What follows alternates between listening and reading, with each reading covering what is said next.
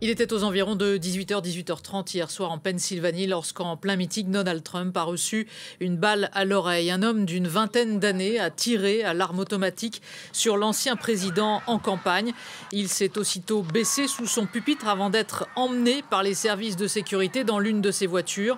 Plus combatif que jamais, le président en campagne s'est relevé, le poing levé, au moment de quitter la tribune. Un spectateur a été tué, 2 autres sont gravement blessés. On prend tout de suite la direction des États-Unis où se trouve Mathieu Mabin, notre correspondant France 24 à Washington. Mathieu, bonjour.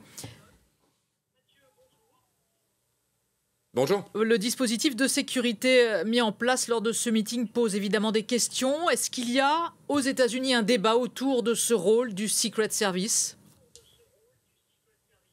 Oui, pas besoin d'être un expert de la sécurité pour réaliser assez rapidement que ce qui s'est passé lors de ce meeting de Donald Trump en Pennsylvanie hier va se transformer, entre autres, en un vaste débat sur les failles, les erreurs, la légèreté du dispositif de sécurité qui devait protéger Donald Trump.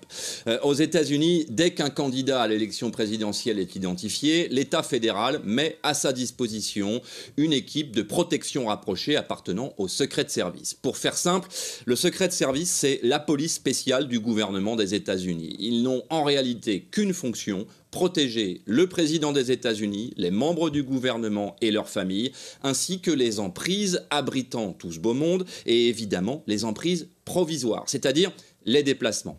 Un candidat a donc droit à une protection rapprochée, mais également, bien sûr, les anciens présidents. Ici, à Washington, par exemple, la famille Obama est sous la protection du Secret Service. Et donc, on comprend très vite que Donald Trump, en tant qu'ancien président et candidat, a droit à ce double traitement. Or, il est techniquement indéfendable qu'une personnalité comme Donald Trump, sans même parler du caractère clivant de sa personnalité, il est incompréhensible que dans un événement comme un meeting politique aussi tendu, au moment où la tension politique dans ce pays atteint son paroxysme, il est indéfendable qu'un homme muni d'un fusil d'assaut ait pu se trouver à 120 mètres de Donald Trump.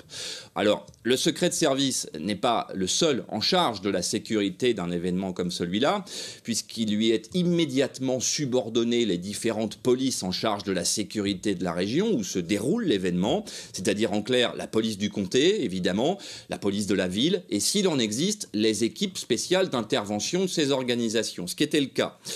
Mais c'est également le Secret Service qui valide l'intégralité du dispositif global de sécurité en contrôlant le travail de ces dites polices.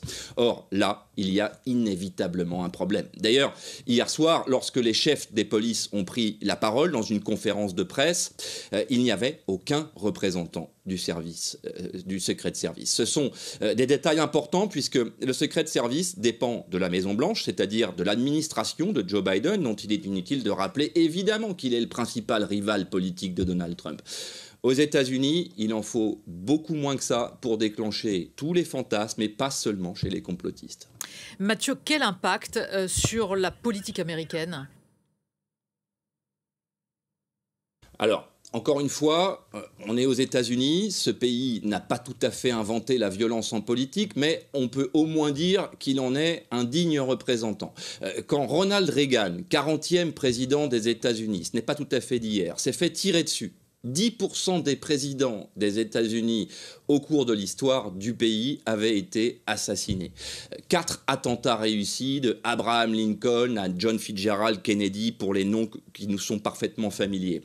Si mes calculs sont bons, la tentative d'assassinat d'hier est la 19e tentative sur un président en exercice ou un ancien président. C'est énorme et sans équivalent, tout simplement, dans aucune démocratie du monde, à part peut-être si on remonte à l'Antiquité.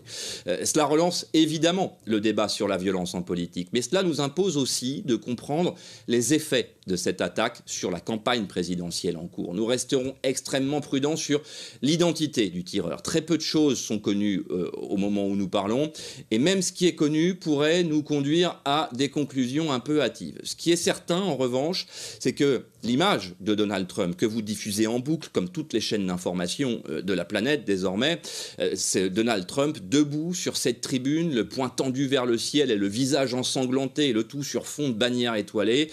Donald Trump qui hurle à la foule « Fight !» battez-vous.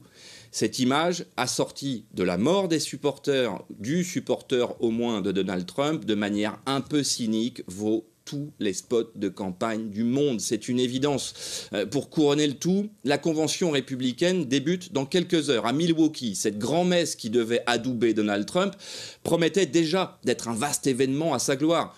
Je peux vous assurer que quand le candidat républicain va se présenter devant ses militants avec un pansement sur la joue droite, sa popularité dans son propre camp aura déjà explosé tous les records.